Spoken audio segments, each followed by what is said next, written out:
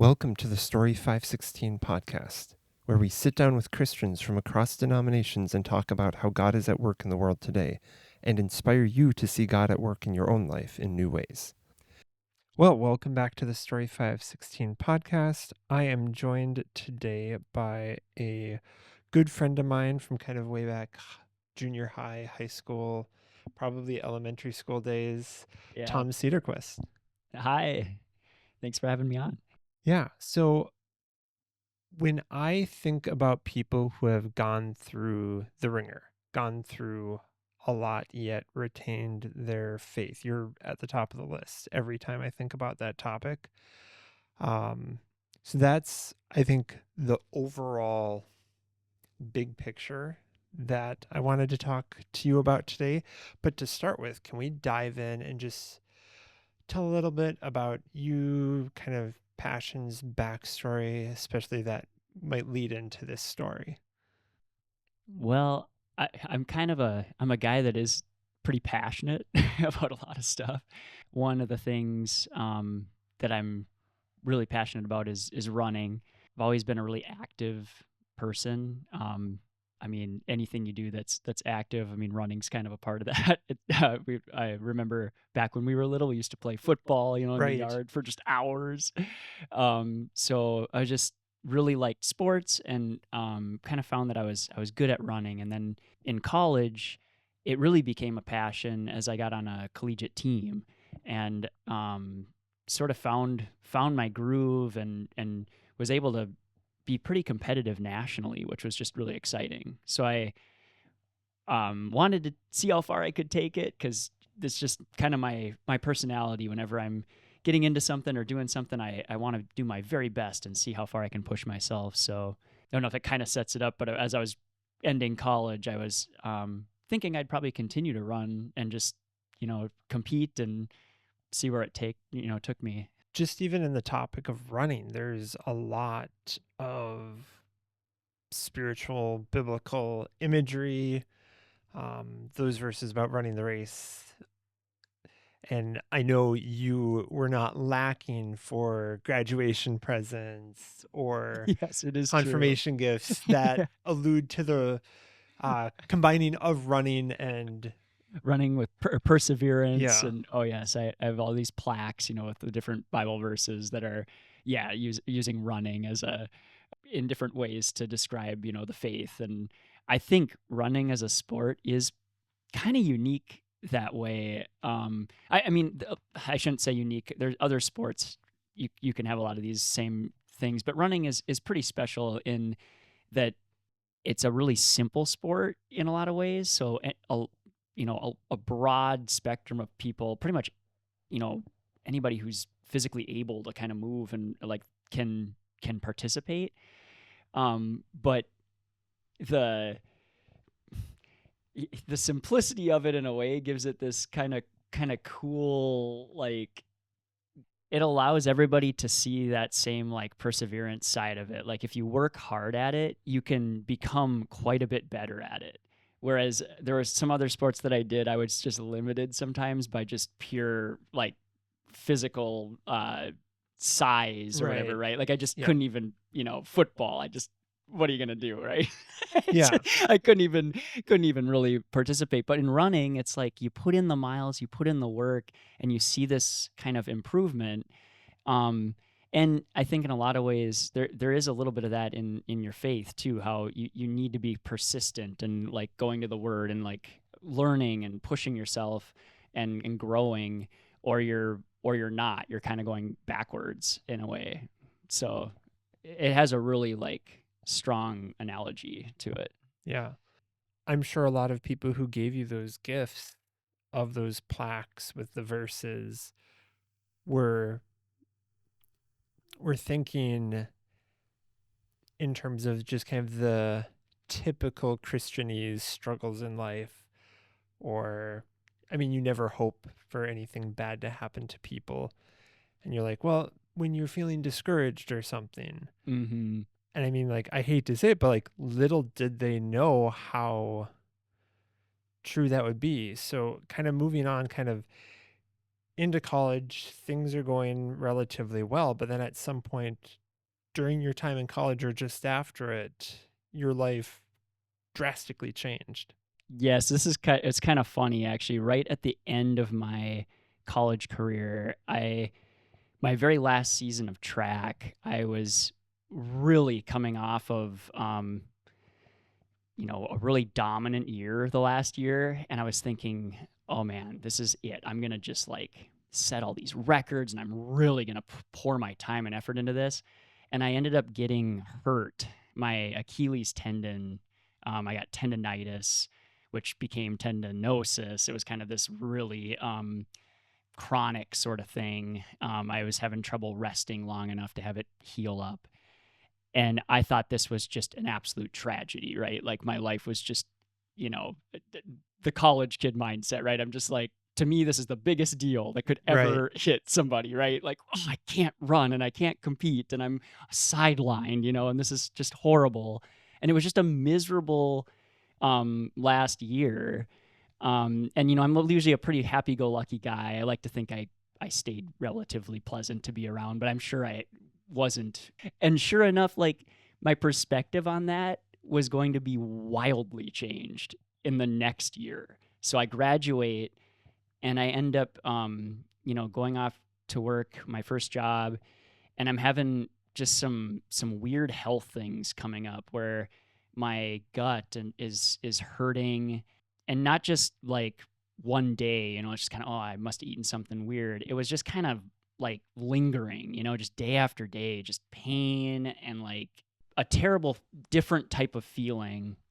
And sure enough, long story short, I end up going into the doctor. They can't really figure out what it is, but after a few months of just kind of this continual thing, they do some tests, and I'm diagnosed with proctitis, was what it was right away, just a kind of a mild colitis. And I didn't know what this meant, right? I mean, it's just like, okay, we got to fix this problem and get on with life. Well, sure enough, after another summer, it just goes from being kind of a mild thing to a really serious thing. Like the whole colon is just inflamed and absolutely, you know, I'm in this whole new world of like chronic illness and being told that like this is a thing that, won't ever go away. Like, your body, we don't know what causes ulcerative colitis for sure, but we know there is no cure, and you're just going to have to be on these medications to try to manage it, and we'll try and get it under control. And, this is like, I mean, just imagine a healthy kid. To me, this is like really a life changing, game changing thing. And all of a sudden, the Achilles didn't seem like such a big Right. deal. And you're So, probably sitting there being like, I'm not even 30 yet. Like, this is oh, supposed to happen after 30. yeah. Yeah. I mean, there were like conversations I was having where I was with my parents. I mean, they're really the heroes in the story too, that kind of unsung heroes. I mean, people are like, oh, you were so kind of brave and tough through this. I can't imagine now, with the perspective I have now, being a parent of a having your kid go through this, and how they looked after me, because especially right away when I had no idea what was going on, and it was really severe, and the test that they did kind of made it worse because you're sticking things in the colon, and there were some nights right away where I was going to the bathroom, 30 times, like blood, and losing weight quickly, and, was having trouble walking around and pretty much laying in bed most of the day. And, when I'm not laying in bed, I'm like walking out to the end of the driveway and back, like just really miserable. And they were my, lifeline essentially, and my advocates going into the doctor, taking me places. And so, like, looking back, I'm like, man, even in that horrible time, and at the time, I thought it was ridiculously unfair, right? Like, I thought it was just, why me? I've been healthy. I've been trying my best. Like, there's people that just don't care about their bodies. They're out Right. there eating McDonald's every day. I'm like, what is going on? But looking back, it's like I was so blessed to have that network of support. I mean, and people that cared about me. Definitely, tried to take advantage of it and be a good patient, but like, um, they I wouldn't have been able to do what I did without the people supporting me.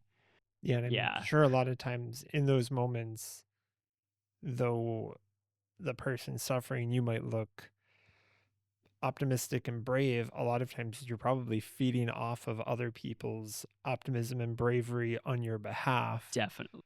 Which, I mean, that reminds me of like the Bible stories of like, was it the paralytic that was lowered through the roof that Yes. was healed, but Jesus said it's because of your, like, their friend's faith. And it's Mm-hmm. just like, how often is that the case, that it's because of the people in our lives, some quality and virtue of theirs, that we benefit from that. Mm-hmm. But Yeah. but I also wanted to like pause and put into context. You're a runner. You're over 6 foot tall and normally really thin.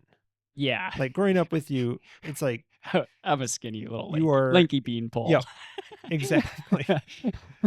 And you're not just a sprinter.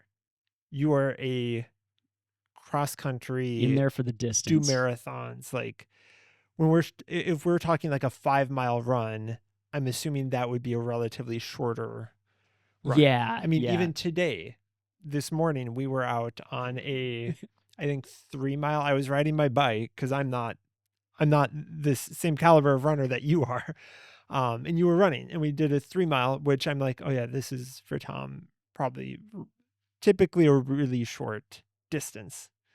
So just in context of walking to the end of the driveway being all you can do is Yeah, it was. worlds different. And just the fact of like losing weight, you didn't have excess weight to give up. Yeah, I looked Like, pretty pathetic. I there mean, are a lot of people when they get sick and they lose some pounds, they're like, well, I could have, I could have stood to lose those yeah, 5 pounds or yeah, yeah. whatever. You can't, you couldn't. Like, No, and I think what kind of started, like when I started losing weight and trying all these different things, and I think the life changing part of this for me, or part of it, was that I do really like to be in control. And one of the things about running that I really love is that it's a team sport, but it's also an individual sport. So like, unlike basketball where I could just be benched by the coach and too bad, right? Like I don't have an opportunity. Running, it was all up to me, right? Like they're not going to bench you, and you can just put in the work and run. You get your chance. Like everybody gets a chance to play, and you go and you have control over sort of your destiny, or at least, that's how you kind of feel. And this illness, there was like a moment where I had no control. It was just like I didn't know enough about what was going on to even really know what was next. And it was just this helpless feeling of just being, yeah, completely reliant on others, which was kind of, as weird as it is, it's a little bit foreign and a little bit hard for me to do that. I'm not that great at that, to just be like, okay, my destiny is in the hands of these doctors, like the people praying for me, my parents.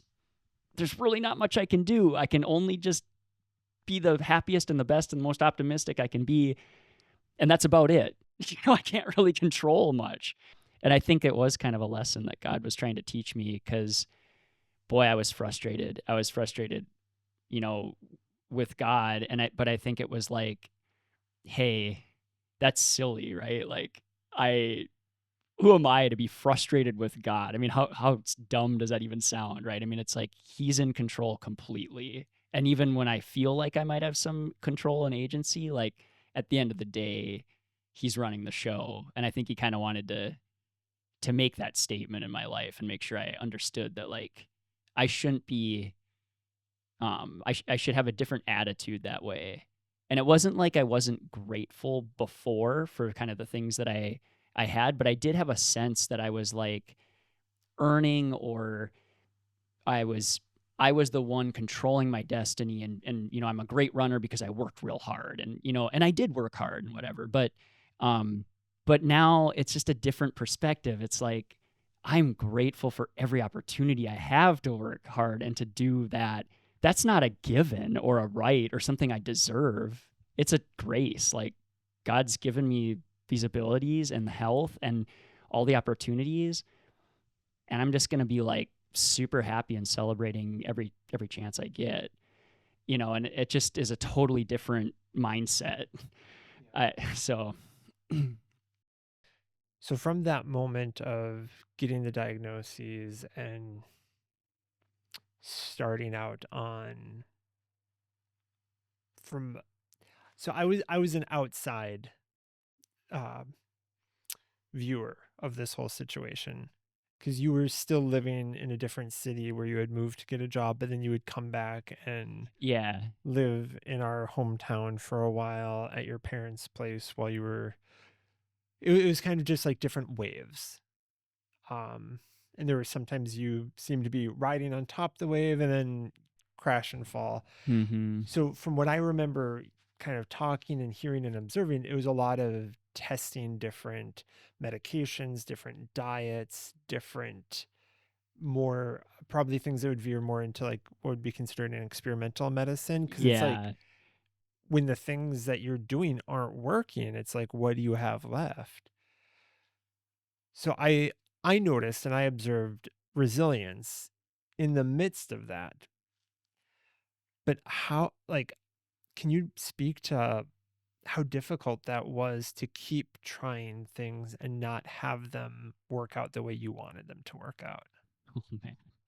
I well, for I'm not the only one who's been in that situation, and but now I have a appreciation for it. When I see others come to the same struggle, right? Because it is unbelievably frustrating.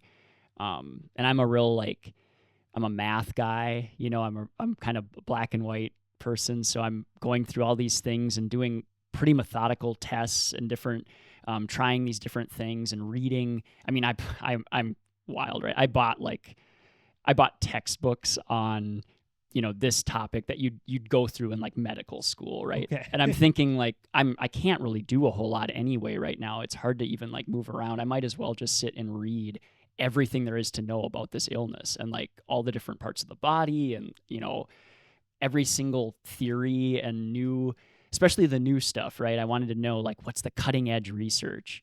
So yeah, trying all that stuff, and then um, it made it even sometimes harder, honestly, when sometimes it would work for a while. So yeah, the most success I had was with one of the more experimental options, is fecal transplant, which is I think now I've been away from, I don't read this every day now, these sorts of things, but I think now they actually use this more frequently Okay. than they did back then.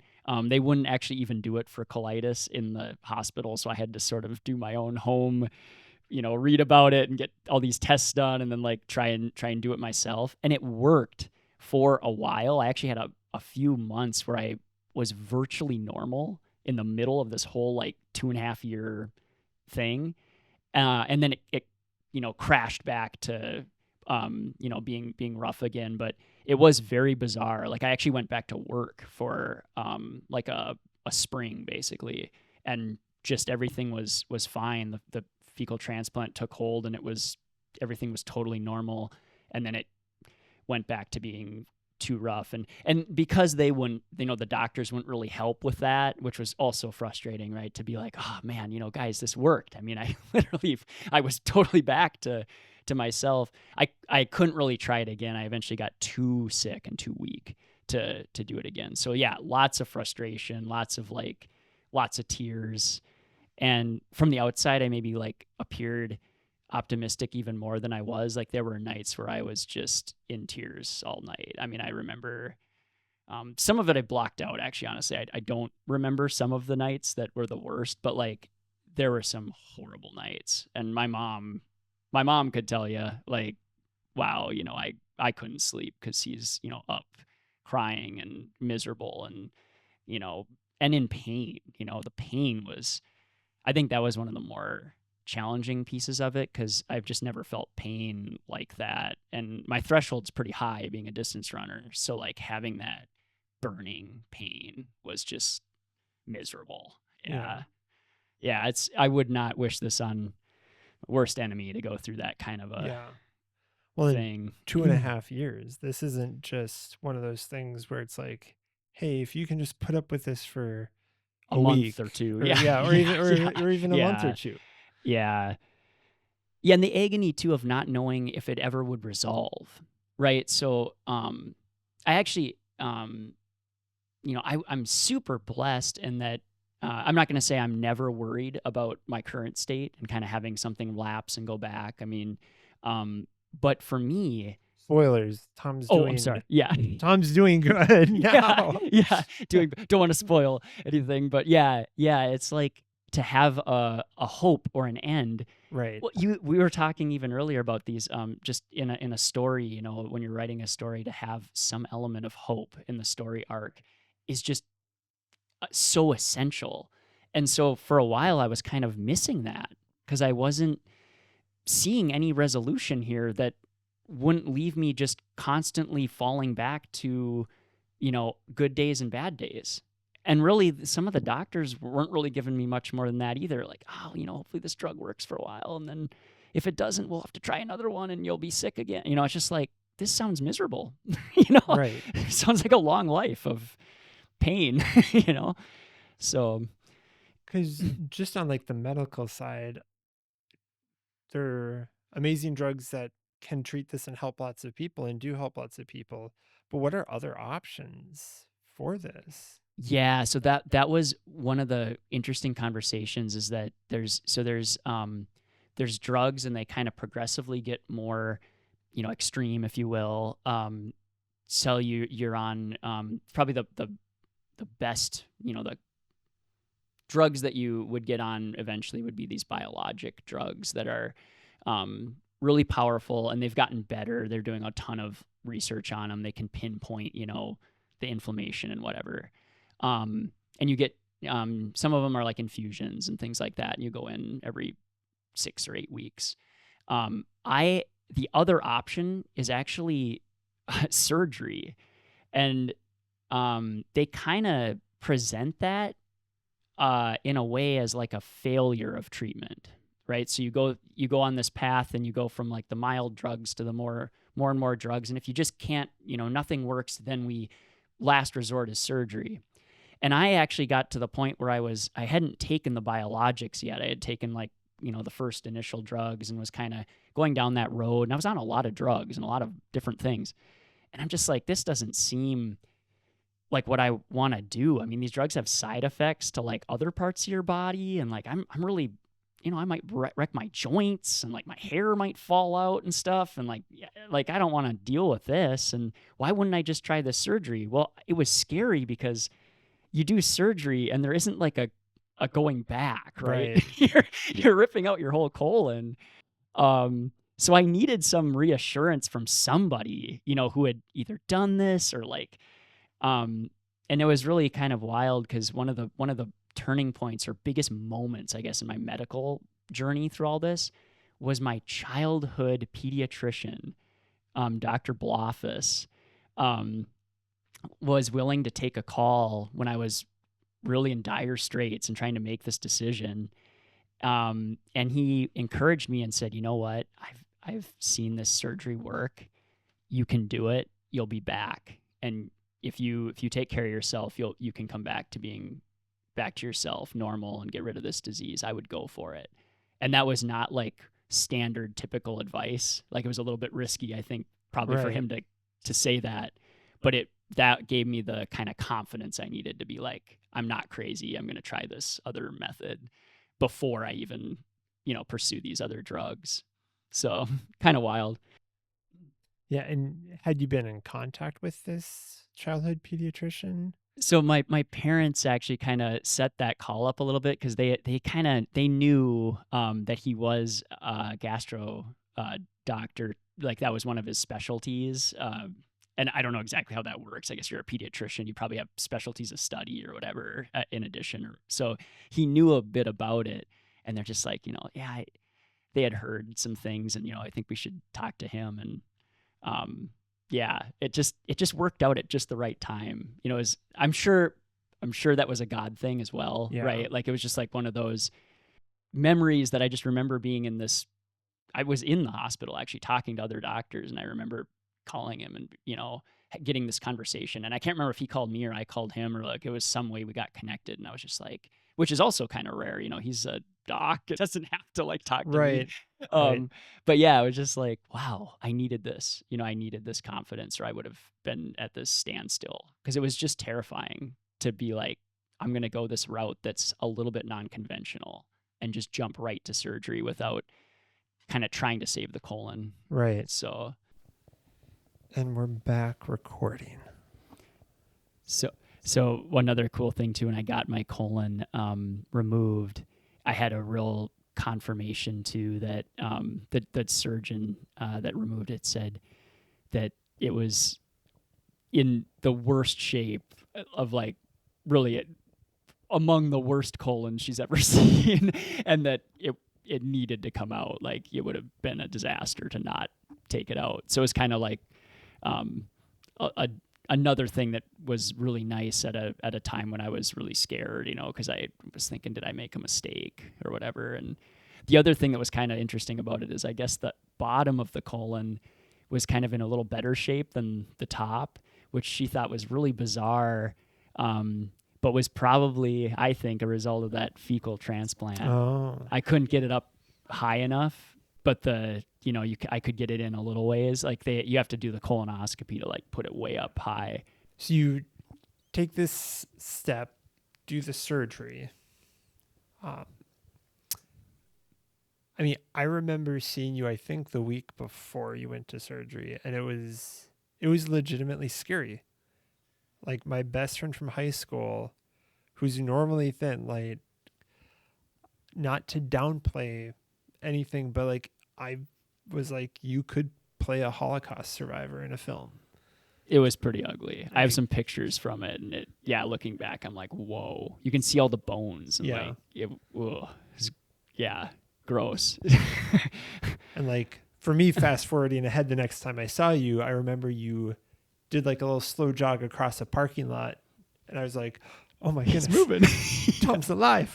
Yeah. But I know even to get to that point, there was still more journey where you go through surgery, which is, I mean, any surgery is a form of trauma on your body, and this is major surgery. But I remember hearing that you started like timing your laps around the hospital floor or something like that. I think I made some friends with the nurses. They thought I was pretty fun, but because I was just, my motivation was so high. Once I got that out, I'm like, well, first of all, they, like, right when I woke up, they said, just even in my eyes, like, I just looked like life had been, back in me. Like, this terrible thing was gone, and now it was time to recover. And right after that surgery, I felt better than when I went into the surgery, which is crazy, right? I mean, like, they cut my abdomen open. Like, I'm recovering from a pretty severe surgery of like getting diced up. But the pain from the incisions and stuff was less than I was just the pain you were living with and discomfort just general pain from the disease. So like, the first surgery was actually pretty easy, because I woke up and I'm like, wait a sec, this feels good. Like, I feel better even with some of the surgery pain. And so I like got right up to try to walk. And I think my first time up was, they're like, you slow down just a little bit. And the nurse kind of had to hold me up. But then, it was like timing laps around the hospital, and, trying to walk as far as I could, every time. And I think it really did help. If, one thing I would say, if anybody's in the position to have a surgery like this, really any surgery, but especially intestines, anything to do with your intestines, getting moving, boy, that helped recovery, because things start to move and work through. And the nurses said that too. They're like, you're really moving, you're recovering fast because you're so motivated to just be up and walking. My conversation with Tom was very good, and it went very long. So we are splitting this interview up into 2 parts. So please join me next month for the conclusion of this conversation with Tom Sederquist. Thank you for joining us. You can support the show by going to our Patreon page at patreon.com/story516. You can also find us on Facebook, Instagram, YouTube, Spotify, and Apple Podcasts. We look forward to seeing you next time.